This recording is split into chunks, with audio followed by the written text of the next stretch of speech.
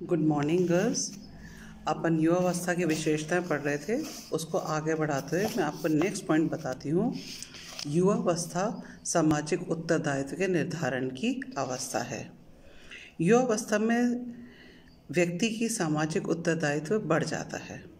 उसे अपने परिवार, समाज, सगे संबंधियों, नाते रिश्तेदार आदि आयोजित कार्यक्रमों में भाग लेने हेतु जाना पड़ता है। घर के विभिन्न कार्यों को भी निपटाना पड़ता है। अपने से छोटे भाई बहनों, भतीजे भतीजी, भांजा भांजी आदि की जिम्मेदारियां भी निभानी पड़ती हैं उनको। क्योंकि अब वह परिवार में रहता है और उनकी शादी विवाह आदि में भी उसको सकारात्मक भूमिका निभानी पड़ती है। उनकी शादी के लिए धन की भी व्यवस्था करनी पड़ती है और उपयुक्त जीवन साथी के चुनाव में उनका सहयोग करना पड़ता है। इस प्रकार अनेकों सामाजिक, धार्मिक एवं पारिवारिक अनुष्ठान संपन्न करने पड़ते हैं।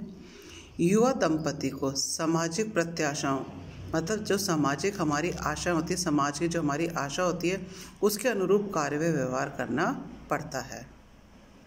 युवावस्था में रुचियों में परिवर्तन होता है। युवावस्था में व्यक्ति की रुचियों में महत्वपूर्ण परिवर्तन देखने को मिलता है। उनके रहन सहन के स्तर के साथ ही संपूर्ण जीवन प्रणाली में बदलाव आ ही जाता है।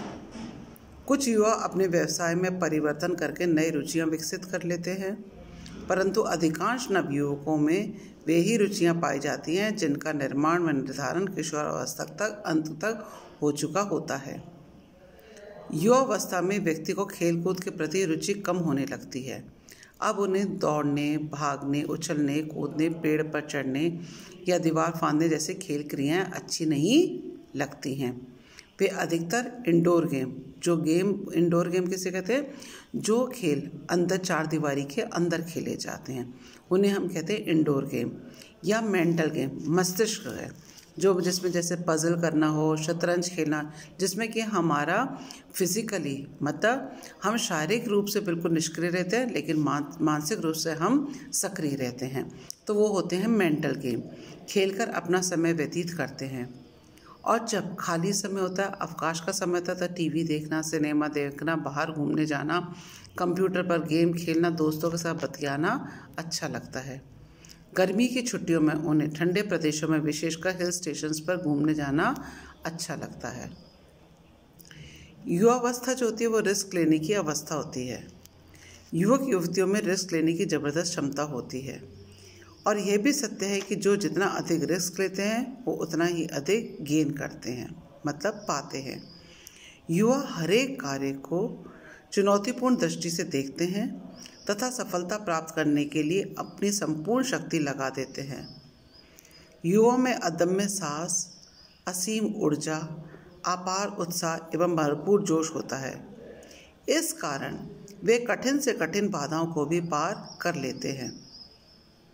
वे समस्याओं से टकराते रहते हैं, कभी कभी भी पंगा भी मोल ले लेते हैं। वे समस्याओं से घिरे होने के बावजूद कभी हारते नहीं, धीर वीर गंभीर रहकर जीवन की हर एक चुनौतियों का सामना करते हैं तथा उसमें सफल होते हैं। इस अवस्था में व्यक्ति जो कुछ भी अर्जित करता है, चाहे वह धन हो, दौलत हो, मान हो, मर्यादा हो, नाम हो, यश हो आदि कुछ भी हो, उसका लाभ उसे जीवन पर्यंत मिलता है।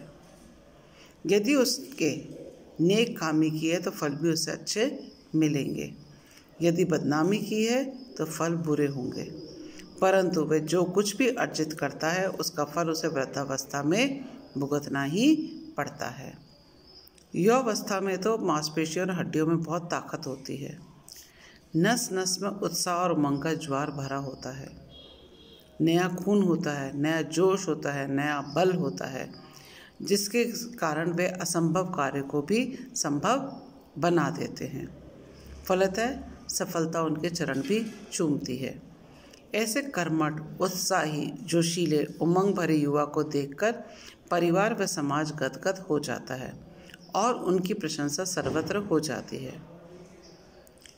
युवावस्था माता पिता की देखभाल व सेवा करने की अवस्था है। जब तक बालक युवा होते हैं तब तक उनके माता पिता वृद्ध हो जाते हैं। वृद्ध माता पिता की देखभाल, उनकी सेवा शुश्रूषा करना, उनकी सहायता करना पुत्र का धर्म होता है। उन्हें अपने व्यस्तम समय से कुछ समय निकालकर अपने माता पिता को तीर्थाटन कराना भी आवश्यक होता है। हर एक माता पिता की तमन्ना होती है कि उसका बेटा बड़ा होकर उसकी सेवा शुश्रूषा करे, तीर्थ स्थलों का भ्रमण कराएगा, उनकी आज्ञा का पालन करेगा, सारे सुख सुविधाएं प्रदान करेगा आदि।